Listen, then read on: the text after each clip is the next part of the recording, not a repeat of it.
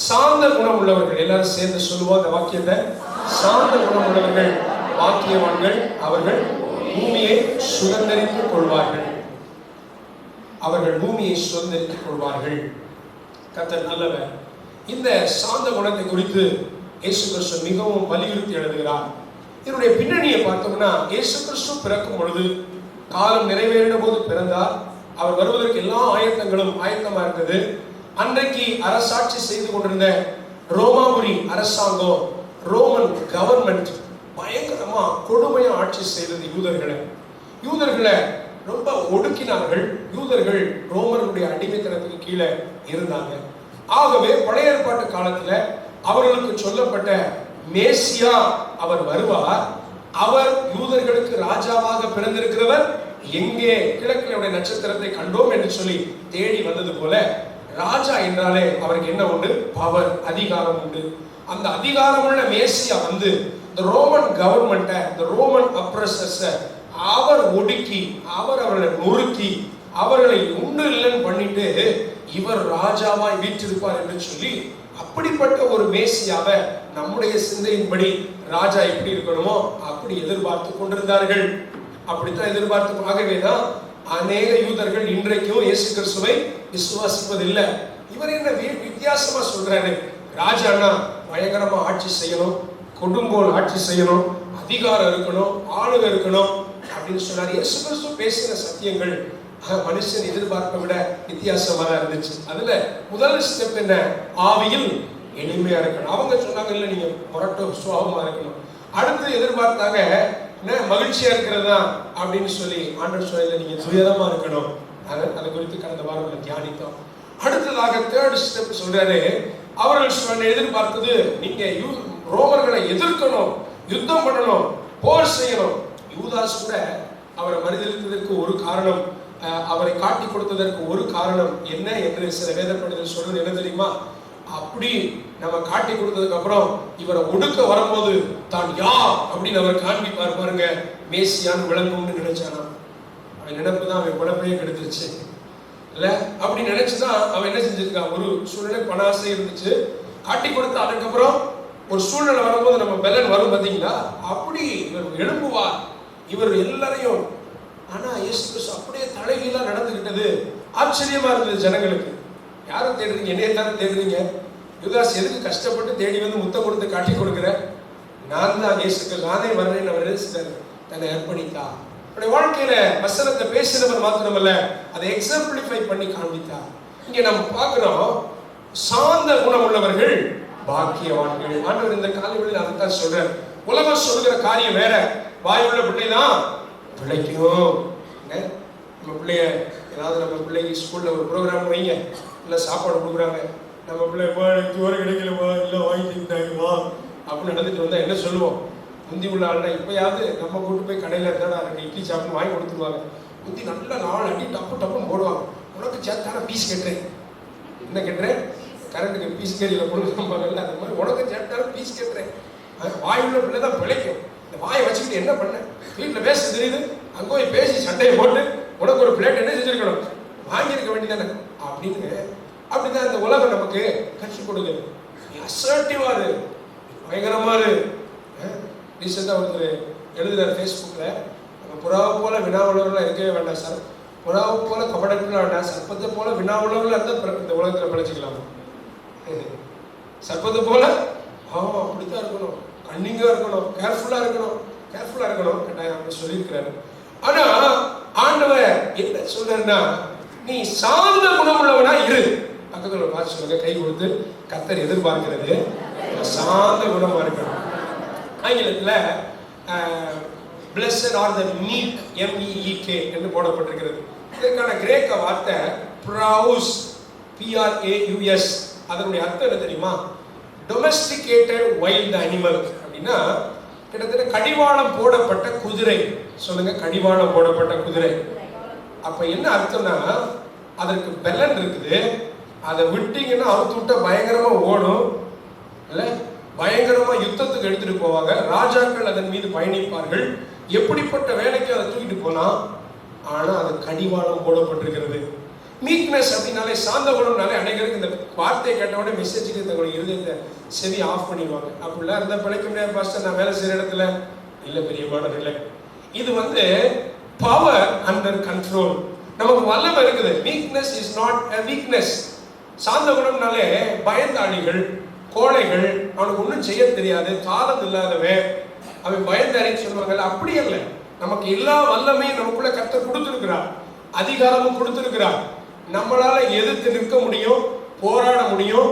குத்துனா திரும்ப 2 குத்து, அமைதியா இருக்கிறோம். கத்துடைய பந்திக்குள்ள போறோம் மாஸ்டர், அடிச்சுட்டா உடனே என்ன செய்யும், திரும்ப கை அடிக்கிறதுக்கு ஓங்கவும் முடியும். கடிவாளம் போடப்பட்ட குதிரை மாதிரி எல்லாம் என்னால செய்ய முடிஞ்சாலும் நான் கர்த்தருக்குள்ள இருக்கிறதுனால அமைதியா இருப்பேன். அல்லேலூயா. சாந்தமாய் நான் இருப்பேன். சாந்த குணம் அநேக தமிழ் அர்த்தங்களை நான் சொல்ல விரும்புகிறேன்.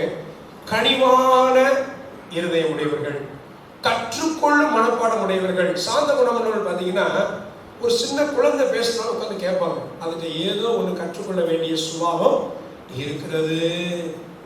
ஆமாம் இல்லையா? நம்ம பிள்ளைங்க நிறைய போதிக்குதா இல்லை? அநேக நேரம் எங்கள் 2 பிள்ளைங்க பார்த்து என்ன சொல்லுவாங்க, ஒண்ணுமே தெரியல, நீ என்ன அப்படி சொல்லிட்டீங்க. இந்த ஃபீல்டில் அவங்களுக்கு என்ன செஞ்சிருக்கோம், ஒரு ஃபோனில் ஏதாவது பார்த்துருப்பாங்க. அது எப்படி எனக்கு தெரியல, அப்பா அவங்களுக்கு உண்மையே தெரியல, அது அப்படியே முக்கினாதான் அது வரும். சும்மா சொல்லலாம், ஆனால் உண்மையாகவே நல்ல சுபாவங்கள் இருக்கும்.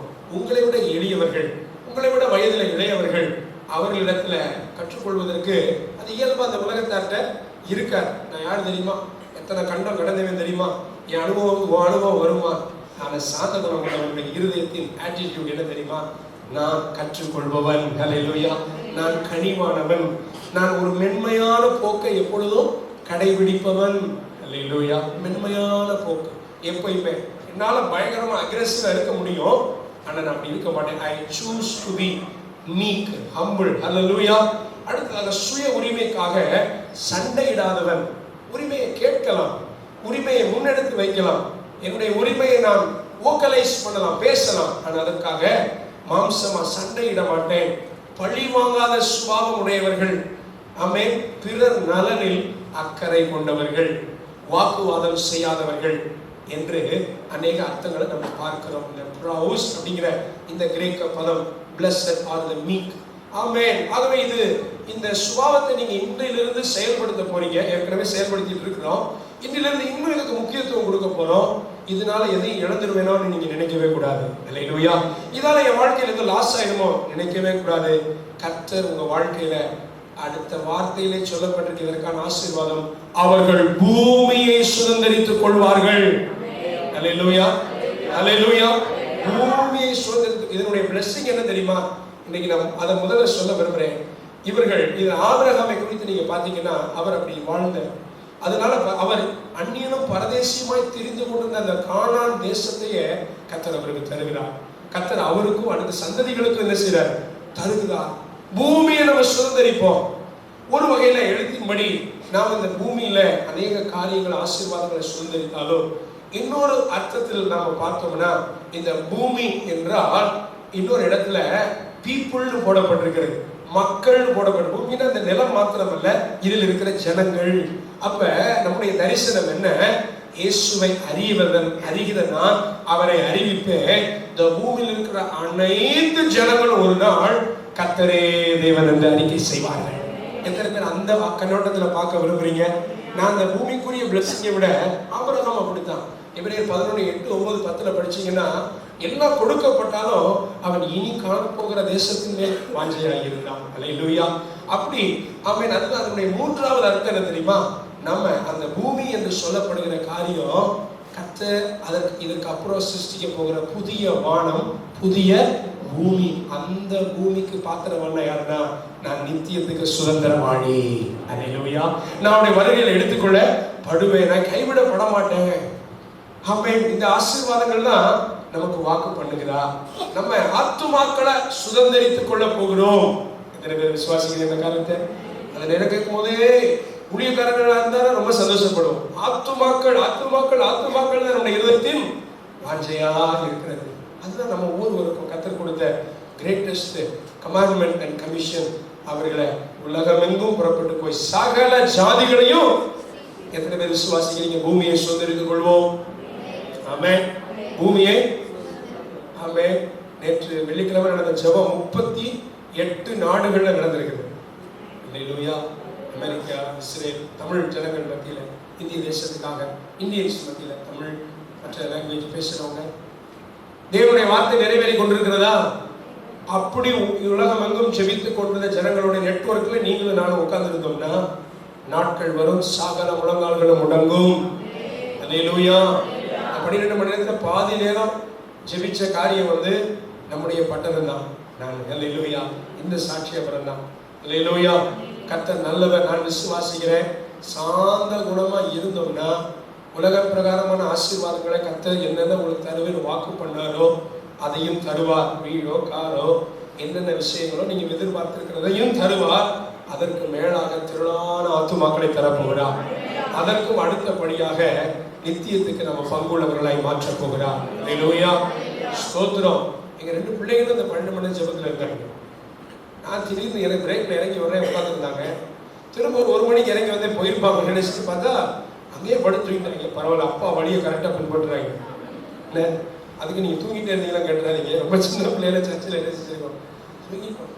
ஆமாம், எங்கள் வீட்டுக்கு பக்கத்தில் ஒரு சகோதரி, இப்போ தான் அவங்க வீட்டுக்கு பக்கத்தில் குடி வந்துருக்குறாங்க, திருத்தம் சர்ச்சு போகிறாங்க. அவங்க பார்த்தீங்கன்னா அவங்களும் சின்ன பையன், 4 வயசு கூட இருக்காரு. அவங்களும் நைட்டு ஃபுல்லாக சபையில் படுத்து தூங்கி அங்கேயே இருந்து சபை எவ்வளோ பேர் நம்ம சபையில் வாடி பையன் சில பிள்ளைகள் நிறைய பேர் வந்திருந்தாங்க. கர்த்தரை நாம் மகிமைப்படட்டும். நம்ம பூமியை சுதந்தரிப்போம் என்று நான் விசுவாசிக்கிறேன். அல்லேலூயா. அல்லேலூயா. கர்த்தர் தான் நமக்கு வாக்கு பண்ணியிருக்கிறார். ஆகவே இந்த நிருபங்கள்ல பவுல் அதை எழுதுறார். பிலிப்பியர் 4:5 நீங்க கர்த்தருக்குள்ள சந்தோஷமா இருங்க என்று சொல்லிட்டு அடுத்து சொல்றாரு, உங்கள் சாந்த குணம் எல்லா மனுஷருக்கும் தெரிந்திருப்பதாக. ஆமென். ஃபர்ஸ்ட் நான் சில நேரம் கோபப்படுவேன், ஆனா உங்களுக்கு தெரியாது. சில நேரம் ரொம்ப சாந்த சுருதி, அமுத சுரவி அப்படின்னு நம்ம சொல்லலாம். பவுல் சொல்றாரு, இல்ல எல்லா நேரமும் ஜனங்கள் சொல்லணும் சாந்த குணம் உள்ளவர்கள். இந்த கிறிஸ்தவர்கள்னா வேலை ஸ்தலத்துல நல்ல பேர் உண்டு. எத்தனை பேருக்கு தெரியும்? எவ்வளவு கோவிச்சாலும் கோவப்பட மாட்டாங்க, எவ்வளவு அடிச்சாலும் திருப்பி அடிக்க மாட்டாங்க, என்ன சண்டைனாலும் 50 வர மாட்டாங்க. இப்போ கொஞ்சம் அந்த ரிவர்ஸ் கியர்ல போயிட்டு இருக்கு. சண்டைனா பாஸ்டர் உங்க விசுவாசி தான் மொத்தாலா நிக்குது. எதுக்குன்னு கேட்டா பினகாஸ் மாதிரி வைராக்கியம் இருக்கும் பாஸ்டர். அது பழைய ஏற்பாட்டு காலம். மாம்சத்தோட போராட வேண்டாம். இன்னைக்கு நம்ம சார்ந்த குணமுள்ளவர்களா இருக்கணும். தீமோத்தேயும் அதைத்தான் பவுல் தீமோத்தேயுக்கு எழுதும் போது 1 தீமோத்தேயு 6:11 அநேக காரியங்களை சொல்லிட்டே வர்றாரு. கடைசியா சொல்றாரு, நீ சார்ந்த குணத்தை அடையும்படி நாடு. எத்தனை பேர் இந்த காரியத்தை நாடுவீங்க? எத்தனை பேர் இந்த காரியம், இந்த சுபாவம் எனக்குள்ள வரணும்னு நாடுவீங்க? சாந்த குணம் எல்லா மனுஷருக்கும் தெரிந்திருக்க வேண்டிய குணம்.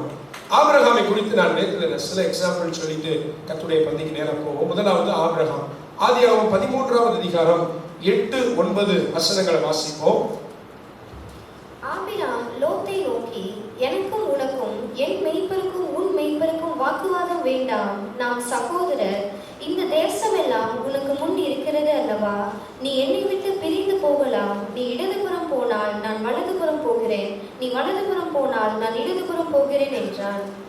ஆபிரகாமுடைய சகோதரனாகிய ஆரானுடைய குமாரன் தான் அந்த லோத்து, அவனுடைய தம்பி. ஆண்டவர் ஆபிரகாம தான் புறப்பட்டு போக சொன்னார். ஆனா லோத்துக்கும் ஆபிரகாமுக்கு இருந்த ஐக்கியம், ஆபிரகாம் யாரையும் கூட்டிட்டு வராது, இந்த லோத்தையும் கூட்டிட்டு வந்தார். இவர்கள் வாசம் பண்ணுகிறார்கள். ஆபிரகாமோடு கூட இருந்ததுனால தன்னுடைய தன்னுடைய பெரியப்பாவோட இருந்த ஒரே காரணத்தினாலதான் லோத்து ஆசீர்வதிக்கப்பட்டார். இப்ப லோத்து வாழ்ந்துட்டார். நீங்க உதவி செய்து ஒருத்தர் வேலை வாங்கி ஒருத்தர் உங்க பக்கத்திலே வீடு கட்டிட்டான். நாளைக்கு உங்கள்கிட்ட வாய்க்கால் தங்குறதுக்கு வந்தா நம்ம என்ன சொல்லுவோம்? முதல் காரியம் என்ன சொல்லுவோம்? என்ன சொல்லுவோம்? இப்ப பப்ளிக் சொல்ல மாட்டோம், இருதயத்தை சொல்லுவோம், நாம் போட்ட பிச்சை இது. நாம் போட்ட குழம்புக்குள்ள நான் மனைவி எல்லாம் டெய்லி கிண்ணத்தை தூக்கிட்டு வந்துடுவா கிச்சன் வழியா. நான் என் ஆத்துக்காருக்கு தெரியாம அந்த புறத்து வழியா என்ன செய்வேன்? அந்த அண்டா குழம்பு, அண்டான என்னது, அந்த அண்டாவில் முட்டை அதை தூக்கி ஊற்றி ஊற்றி கொடுப்பேன். சாப்பிட்டு கொளுத்து போய் இன்னைக்கு பேச்ச பார்த்தீங்களா, என் வேலைக்காரருக்கும் அவன் வேலைக்காரருக்கும் சண்டை வந்துருச்சுன்னு சொல்லி என்ன செய்வோம் பெரியப்பா? என்ன நினைக்கிறீங்க? நினைப்பு ஓவரா போகுது.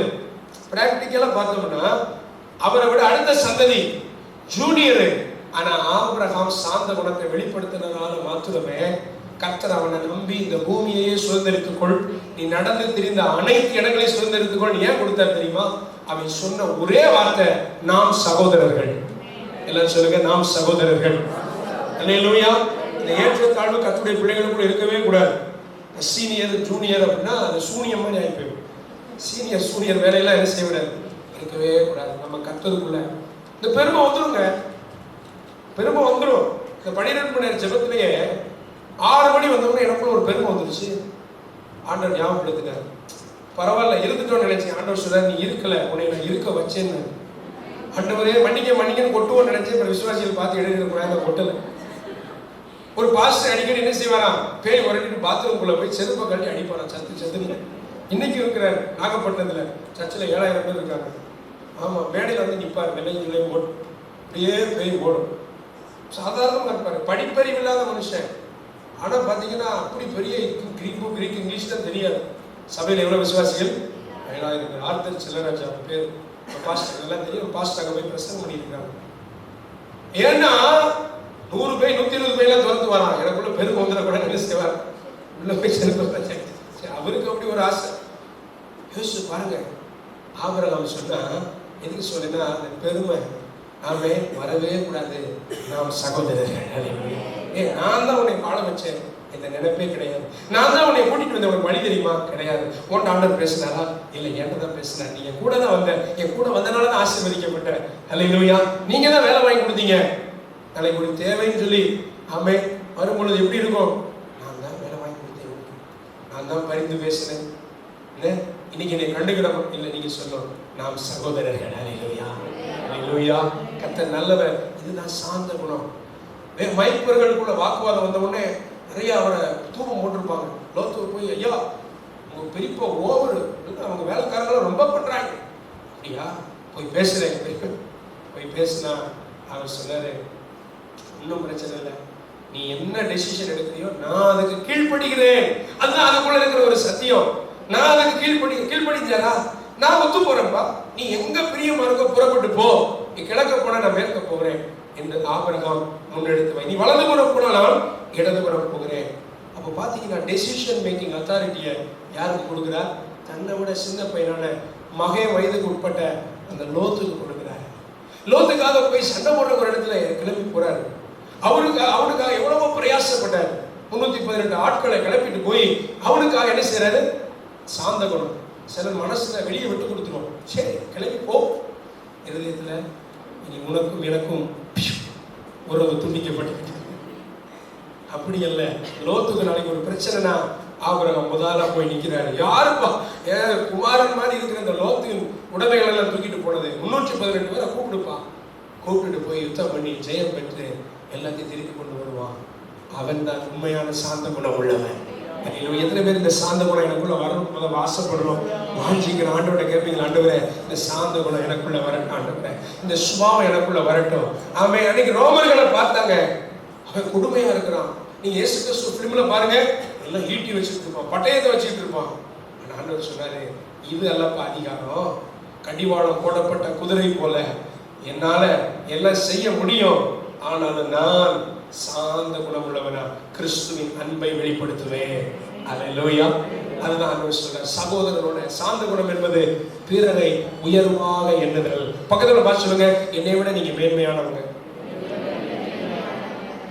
அதனால நிறைய பேர் தனி சேர்ல உட்காந்துக்கிறாங்க. இது இங்கிட்டும் பார்க்க வேண்டாம், அது நான் கர்த்தரை மாத்திரம் பார்ப்பேன் பாஸ்டர். அல்லேலூயா. என்னை விட நீங்க உயர்வான மேன்மையானவர்கள். எல்லா விதத்திலும் நம்ம அப்படி நினைக்கிறோம். உண்மையான சாந்த குணம் உள்ளவர்கள் அப்படித்தான் பார்ப்பாங்க. நான் ரீசெண்டாக ஒரு பாஸ்டர் 25 வயது மரித்து போனார். அவர் ஒரு சன்னியாசியா இருந்து பாஸ்டர் ஜோசப் மோசஸ், பெரிய ஊழியக்காரர். அவ்வளோ பெரிய ஊழியக்காரர் எல்லாம் உட்காந்து பேசணும்னு அவசியம். நான் ஒரு பேரப்பையன் வயசு. ஆனால் எப்போ வந்தாலும் என்னை கூப்பிட்டு, தம்பி ஆர்டிக்கல் நல்லா எழுதுறீங்க, எங்க படிச்சீங்க? நம்மகிட்ட கேட்குறாரு பயங்கரமா தாழ்மையா. எதுக்கு பாஸ்டர் ஏன் ஆர்டிக்கலை வாசிக்கிறீங்க அப்படின்னு சொல்றேன். நான் கரெக்டாக படிப்பேன், எழுதுற இங்கிலீஷ் நல்லா இருக்கு. எடுத்து வாசிப்பேன். அப்படியே பாஸ்டர் தாழ்மையை பார்த்து வியந்து போனோம். இன்னைக்கு கர்த்தருடைய ராஜ்யத்துக்கு போயிட்டாரு. அந்த சாந்த குணத்தை பிரசங்கம் பண்ணிட்டல்ல தன் வாழ்க்கையில காண்பித்து விட்டு போனாரு. நீ எவ்வளவு சிறு பிள்ளையா இருக்கலாம், என்னை விட நீ மேன்மையானவன் கர்த்தருடைய பார்வையிலே. அல்லேலூயா. லோத்து அப்படித்தான் ட்ரீட் பண்ணாரு. நமக்குள்ள அந்த சுபாவம் வரணும். ஆண்டவர் தான் சொன்னார், நீ பலி செலுத்த வரும் பொழுது காணிக்கையை கொண்டு வரும்போது உன் சகோதரத்துல உனக்கு ஒரு குறை இருக்கு, கசப்பு இருக்குன்னா அந்த காணிக்கையை அங்கீகரிக்கிறதுக்கு முன்பதாக அதை வச்சுட்டு, இன்னைக்கு பொருட்களை கொண்டு வருவாங்கல்ல, அதை செலுத்துறதுக்கு முன்னாடி வச்சுட்டு நீ போ சகோதரனோட முதல் ஒப்புற பார்க்க, பின்பு கொண்டு வந்து செலுத்து, அதை நான் மனப்பூர்வமா ஏற்றுக்கொள்வேன். அல்லேலூயா. ஸ்தோத்திரம். யோவான் அருமையா சொல்றாரு, அன்பின் அப்போஸ்தலன் யோவான் 1 யோவான் 4:20 சொல்றாரு, காண்கிற சகோதரன் இடத்துல பக்கத்துல பார்த்து சொல்லுங்க, உங்களை நான் நேசிக்கிறேன்னா எப்படி ஆண்டவரை நேசிப்பேன்.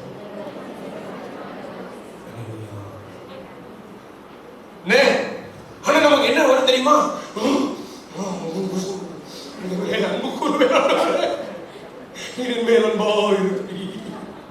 உலகம் தோன்றுவதற்கு முன்னே எனக்கு தெரிந்து கொண்டு, இதுதான் இன்னைக்கு நிறைய நிலைகள் இப்படித்தான் இருக்கு.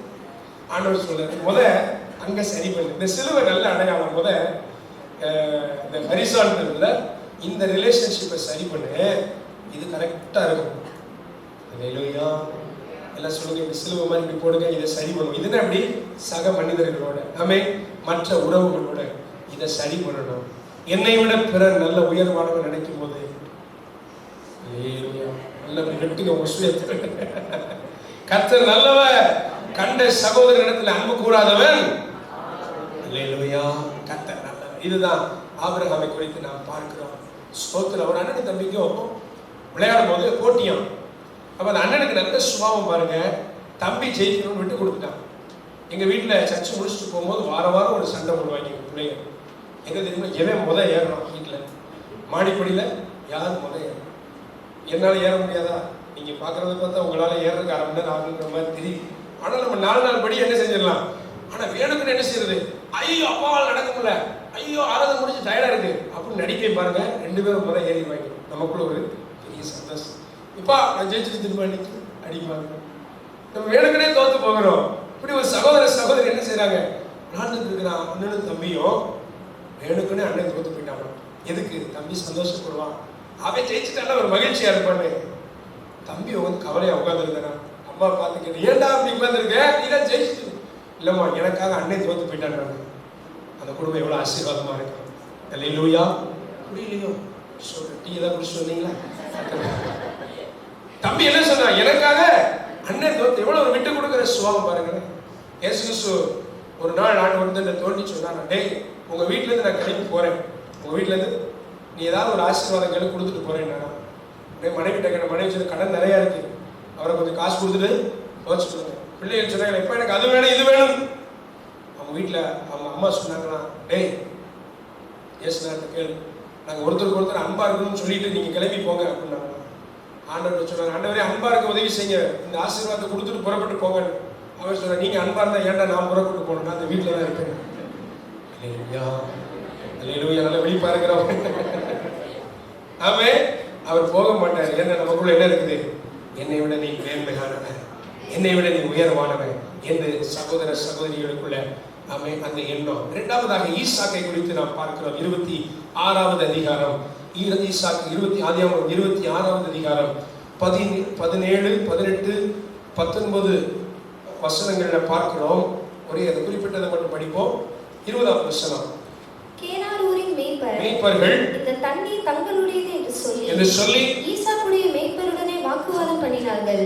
அவர்கள் தன்னோட வாக்குவாதம் பண்ணினபடியா. இங்கே பார்க்கிறோம், இவங்க அப்பா சம்பாதித்த சொத்து, இவங்க அப்பா சம்பாதித்த சொத்து என்ன, துறவுகள், கிணறுகளை வெட்டி அங்க இருந்து தண்ணி எடுத்து அந்த கால்நடைகளை கொடுத்து குடும்பத்துக்கு பயன்படுத்தினாங்க.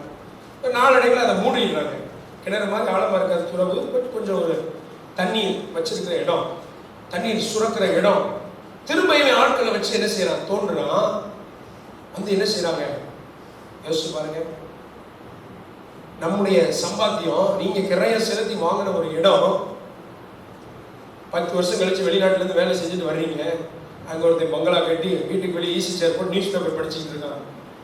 முதல் டவுட் இருக்கும், இது நம்ம இடமா பக்கத்து இடமா. ரெண்டாவது ஒரு உணர்வு வரும் தெரியுமா, ஸ்தோத்திரம். அதுக்கு இடம் கொடுத்தோம், அப்புறம் பாலிமர் நியூஸ்ல தான் வரும். அப்படித்தாங்க அப்பா சம்பாதித்த சொத்து, அப்பா மேய்ப்பர்களை வச்சு, அப்பா அவருடைய வேலைக்காரரை வச்சு கஷ்டப்பட்டு வெட்டி எடுத்த துறவு இன்னைக்கு இன்னொருத்த வந்து என்ன செஞ்சான், அதை சொந்தம் கொண்டாடுறான். சரி தோண்டவாது செஞ்சிருக்கலாம்ல, இவன் விட்டுட்டு போயிருந்திருப்பான்.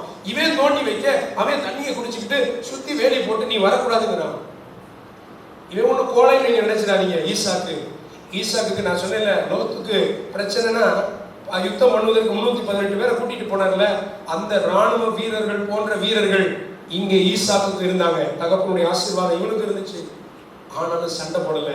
யார் இவர்கள் என்றால், கர்த்தரையை நம்பி இருக்கிறவர்கள், சாந்த குணமுடையவர்கள். ஆண்டவர் எனக்கு இங்க அநீதி இழைக்கப்படுகிறது. கர்த்தர் சொன்னாரு, நீ பொறுமையா நிறைய நேரங்கள்ல உரிமைக்காக போராடி தேவ சித்தத்தை நம்ம தவற விட்டு விடுவோம். இது ஆயத்தப்படுத்தும் நினைச்சேன். தேவ சித்தம் வந்து இவனுக்கு ரெகோபோத் என்றாலே it is a broad place. அது ஒரு பெரிய இடம். இங்க ஒருத்தன் ஃப்ராட் பண்றானா, நீங்க சொல்லுங்க, ஒருத்தன் ஃப்ராட் பண்ணா உனக்கு ப்ராடான இடம் வச்சிருக்கிறாரு. ஏமாத்துறான், என்னுடைய காரியத்தை இவன் எடுத்துக் கொள்ளுகிறான், என்னுடைய நீதியின்படி எனக்கு உண்டு, அடுத்த இடத்துக்கு போகிறான். இங்க ஏசேக்கு அடுத்து சித்தனா என்று பெயரிட்டான். இதுவும் போச்சு. திரும்பவும் வந்துட்டாங்க. அடுத்து பாத்தீங்கன்னா கர்த்தர் சொன்னாரு, ரெகோபோத் என்று ஒரு இடத்தை உனக்கு வைத்திருக்கிறேன், போய் அங்கே துறவை தோண்டுகிறான். யாரும் சண்டைக்கு வரல. கர்த்தர் அங்கே அவனுக்கு தரிசனமாகி பேசுகிறார். கர்த்தரை நம்பி இருந்ததுனால என்ன நடந்துச்சு தெரியுமா, எவெல்லாம் இவன் கொடுங்கினானோ அவன் இப்ப வந்து ஒப்புரவாயிட்டான். கர்த்தர் உங்களோடு கூட இருக்கிறார், நம்ம 2 பேரும் ஐக்கியமா இருப்போம். பயம் வந்துருச்சு. நம்மளை ஏமாற்றுகிறவர்கள் நம்மிடத்துல உங்களுக்கு வர வேண்டிய ஆசீர்வாதத்தை எடுக்கிறவர்கள், தேவ பிள்ளைகளுக்கு வர வேண்டிய நன்மைகளை பிடுங்குகிறவர்கள் மத்தியில வேலை ஸ்தலத்தில் இப்படி செய்யறாங்களா, நான் வர வேண்டிய ஸ்தானத்தை இன்னொருத்த எடுக்கிறான். பாஸ்டர் அமைதியா இருங்க, சேரை கொடுத்துட்டு அவனே உங்களை உட்கார வச்சுட்டு போயிடுவான். ஏனென்றால் சாந்த குணம் என்பது, நான் கர்த்தரை நம்பி இருக்கிறேன். என் கர்த்தரை, எனக்கு வேலையாட்கள் இருக்கிறாங்க, I have the power but it is controlled. அதை நான் பயன்படுத்த மாட்டேன். தீமையும் உதாசீனத்தையும் சரி கட்டாமல் நீங்க ஆசீர்வதிக்க அழைக்கப்பட்டவர்கள் என்று அறிந்து என்னை ஆசீர்வதியுங்கள். பேதுரு எழுதுகிறார், ஹல்லேலூயா. தீமைக்கு தீமை நான் செய்ய மாட்டேன். ஹல்லேலூயா. ஆகவே நாம் இப்படிப்பட்ட விஷயத்துல கர்த்தரை மாத்திரம் நம்பி இருப்போம். பக்கத்துல கைப்பிடிச்சு சொல்லுங்க, கர்த்தரை மாத்திரம் நம்பி இருங்க. கர்த்தரை நம்பினோர் பேறு பெற்றோர் சீயோன் மலை போல் உறுதியுடன் அசையாமல் இருப்பார்கள். ஹல்லேலூயா. மூன்றாவது என்னாகமம் 12:3, என்னாகமம் Numbers 12:3.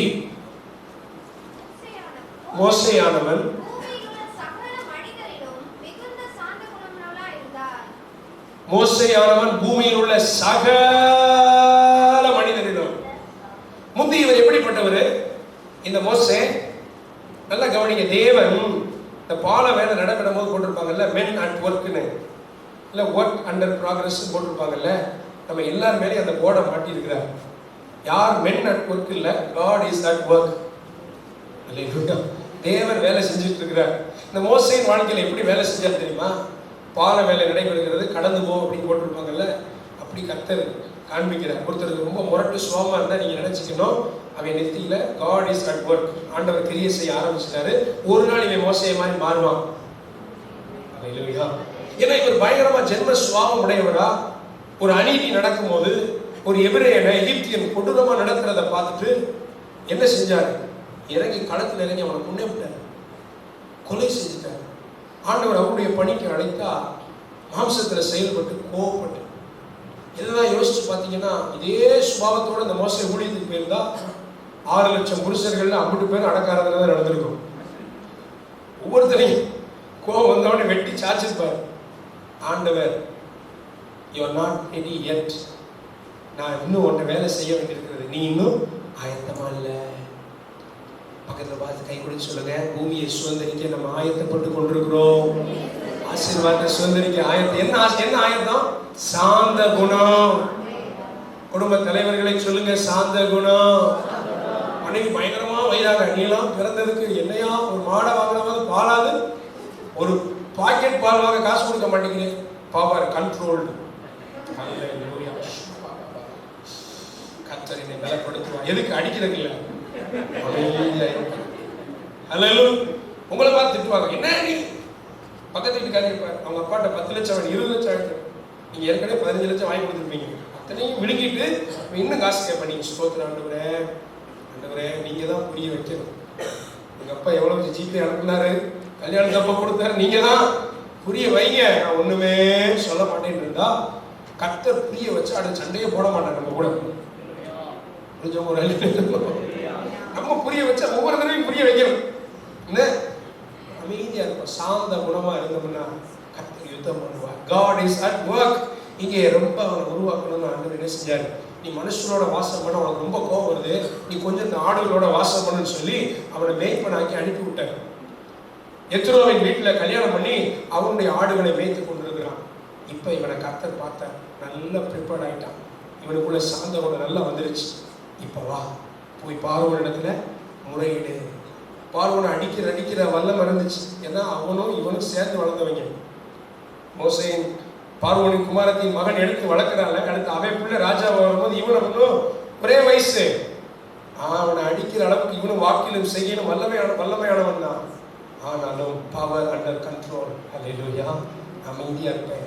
கர்த்தர் இந்த பார்வோனை அடிச்சாருன்னா நான் அடிக்கிற அடி மாதிரி கூடாது, பெர்மனன்ட் அடிப்பாங்க. அல்லேலூயா. உங்களை எதிர்க்கிறவங்களை கர்த்தர் அடிச்சு கொள்ளணும்னு நான் சொல்லலை, உங்களை எதிர்க்கிற சூழ்நிலைகளுக்கு பெர்மனன்ட் தீர்வு கர்த்தர் தான் கொடுக்க முடியும். அல்லேலூயா. கர்த்தர் இங்கே அப்படிப்பட்ட ஒரு சுபாவத்தை உருவாக்குனனால இங்கே கோராகு அங்க ஒரு 250 பேரை கூட்டி கொண்டு வந்து மோசையோடு வாக்குவாதம் பண்ணுகிறார். வாசிக்க நேரம் நான் சொல்லி போறேன். என்ன 16 அதிகாரம் 4வது வசனத்தை பார்த்தீங்கன்னா, மோசே முகம் குப்புற விழுந்து அழுதான். இந்த கோராகு மோசையின் வல்லமைக்கு முன்பாக ஏமாத்திரம். மோசையின் அறிவு என்ன, ஞானம் என்ன, தலைமைத்துவம் என்ன, மோசையின் அபிஷேகம் என்ன, 6 லட்சம் ஆண்களுக்கு 30 லட்சம் இஸ்ரவேல் ஜனங்களுக்கு லீடரை பார்த்து இந்த 250 பேரை பொசுக்கி போட்டுடலாம். ஆனா இவன் என்ன கத்துக்கிட்டா தெரியுமா? அந்த 40 வருஷம் வனாந்தரத்துல ஆண்டவர் பார்த்து ஒருத்தரை திருத்தணும்னா நான் திருத்தவே முடியாது. அநேக பெற்றோர் அல்லேலூயா அப்படின்னு சொல்றாங்க. ஆண்டவர் பார்த்து நம்ம பிள்ளையை திருத்தலனா அல்லேலூயா. நம்மளும் பிரயாசப்படுறோம், நம்மளும் வசனத்தை சொல்லி கொடுக்கிறோம், நம்மளும் உனக்காக ஜெபம் பண்றோம். பிள்ளைகளுக்காக உபவாசம் பண்ணுகிற அநேகர் உண்டு. உங்க உபவாசம் கர்த்தரை கிரியை செய்ய வைக்க அல்லேலூயா. அங்கே அவன் ஜெபம் பண்ண முகம் கூப்பிட விழுந்து அழுதான். அடுத்த அந்த அதிகாரத்தை படிச்சோம்னா 280 பேரை பூமி விழுங்கினது. கர்த்தர் கிரியை செய்ய ஆரம்பித்தார், மனுஷன் வாயே பேச முடியாது. விசுவாசிக்கிறீங்களா? கர்த்தர் கிரியை செய்ய ஆரம்பிப்பார். ஹல்லேலூயா. யாருக்கு நல்ல சண்டை போட்டு சோத்திர ஆண்டவரே முட்டி முட்டி அழுகிறேன், ஒரு விஷயம் என்னை நினைத்தரும் அப்படின்னு சொன்னா அந்த விஷயத்தை திரும்ப, ஏன்னா நான் செய்ய வேண்டிய நீதியை நீயே செஞ்சுட்ட, நீயே போராடிட்ட, இனி நான் போராட முடியாது. நீ ஒரு தடவை என்னை விட்டு பாரு, நான் உனக்காக போராடி வெற்றியை பெற்று தருவேன். ஹல்லேலூயா. சாந்த குணம். 4வது ஒருத்தரை சொல்ல விரும்புறேன், தாவீது. வசனம் சொல்ல சங்கீதம் 147:6, கர்த்தர் சாந்த குணம் உள்ளவர்களை உயர்த்துகிறார். அதற்கு அடையாளம் தாவீது தான். 21 முறை சால் attempted to kill David. 21 time எப்படியாவது இந்த தாவீது பையனை கொன்றணும்னு வர்ற நேரமெல்லாம் தாவீது இடுப்புல துப்பாக்கி இருந்துச்சு. இன்னைக்கு உள்ள காலத்தின்படி சொல்லணும்னா துப்பாக்கியை தூக்கிட்டு வர்றான். இங்கேயும் என்ன செய்யுது, பட்டயமும் இருக்குது, துப்பாக்கி இருக்குது, AK-47 இருக்குது. But it is under control. நான் அமைதியா தான் இருப்பேன், சாந்தமா தான் இருப்பேன். உன்னைய கொண்டுட்டு நான் ராஜாவானா கர்த்தர் என்னை ராஜாவாவே ஆக்க மாட்டேன். இவனுக்கு தெரியும் நான் அபிஷேகம் பண்ணப்பட்டிருக்கிறேன், இந்த பட்டத்திற்கு, இந்த மேன்மைக்கு நான் அழைக்கப்பட்டிருக்கிறேன்.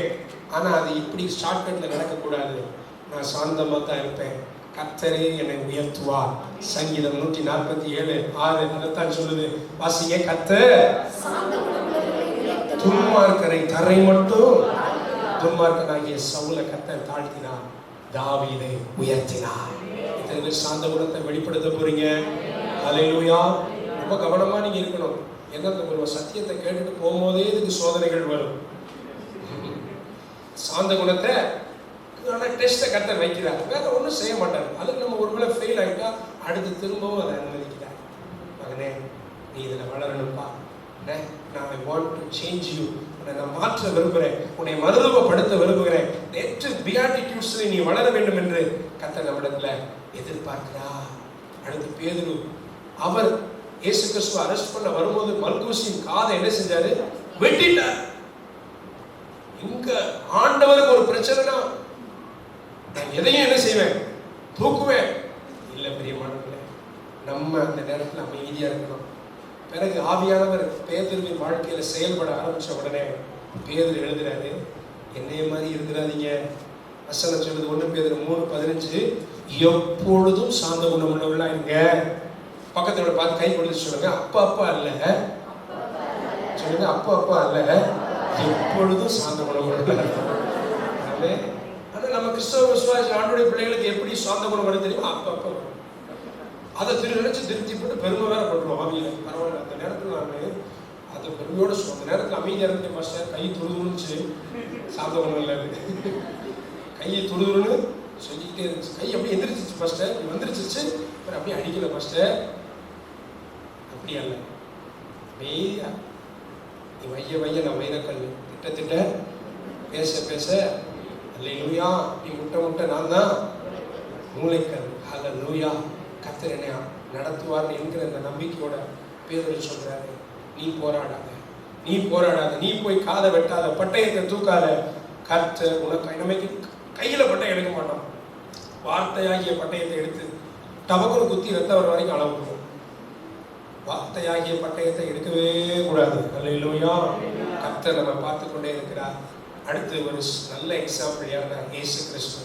5 பேரை பார்த்தோம், ஆபிரகாம், ஈசாக்கு, மோசே, தாவீது, பேதுரு, இயேசு கிறிஸ்து. அவர் சொல்ற தன்னை குறித்து மத்தேயு 11:29, நான் சாந்தமும் மனத்தாழ்மையுமா இருக்கிறேன்.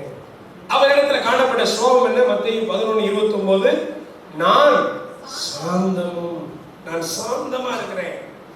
ஏசப்பா சாந்தமா இருந்ததுனால நம்ம அநேகர் எப்படி அதை நினைத்துக்கிறோம்னா, நம்ம வீட்டில் தொங்குற அந்த பிக்சர் நிறைய பேர் வீட்டில் கத்தோலிக்க மார்க்கத்தில் போனோம் தொங்க ஓட்டுருப்பாங்க. எப்படி ஒரு ஃபோட்டோ இயேசு கிறிஸ்து ஆணிகள் நிறையப்பட்டு சிலுவையில தொங்கி கொண்டிருக்கோம். பாவம், அவரால் வேற என்ன செய்ய முடியும்? சாந்த குணம் உள்ளவரா இல்லை. அவருடைய பவர் என்னன்னா, அவர் இங்கிருந்து அதற்குனா கொந்தளிக்கிற கடல் அமைதியாக இருந்தது.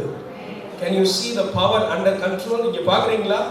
அவ்வளவு பெரிய வல்லமை. மரித்தவனை உரத்த சத்தமாய், லாசருவே வெளியே வான, சுத்தவன் எழுந்து வருகிறார்.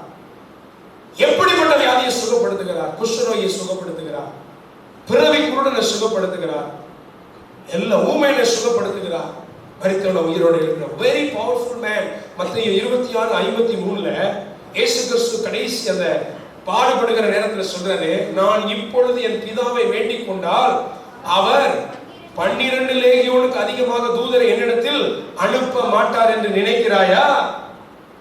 எல்லாம் பார்த்து பரிதாபம், இவர் யூதருக்கு ராஜாவா? சிரிக்கிறாங்க. அவர் சொல்றாரு, ஒரு லேகியோன்னா 6000, 12 லேகியோன்னா யோசிச்சு பாரு. அவ்வளவு ஒரு தூதன் 84,000 பேரை துரத்தக்கூடிய வல்லமை இருக்குங்க.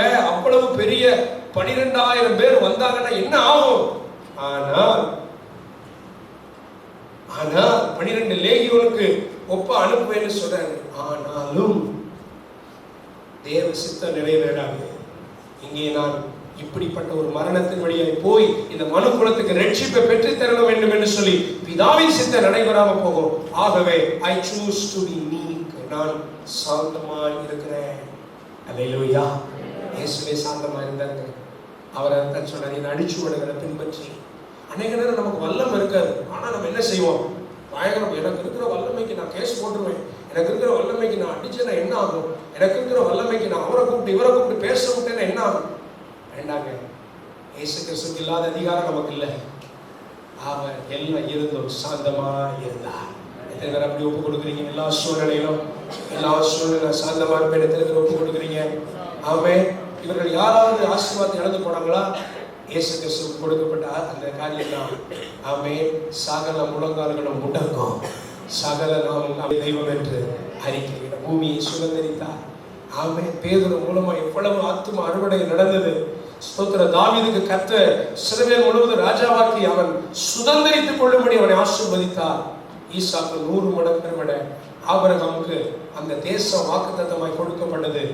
மோசே அவ்வளவு பெரிய ஜனங்களுக்கு அதிபதியாக இருந்து தன்னுடைய ஓட்டத்தை முடித்தான். உங்களை என்னை கர்த்தர் வெறுமையா அனுப்ப மாட்டார். நம்ம பேச வேண்டிய இடத்துல நம்ம அமைதியா சாந்த குணம் உள்ளவர்களா, சண்டையிடாம, வாக்குவாதம் பண்ணாம, கனிவா அமைதியா கற்றுக்கொள்பவனா இருந்தோம்னா தேவன் நமக்காக யுத்தம் பண்ணுவார்.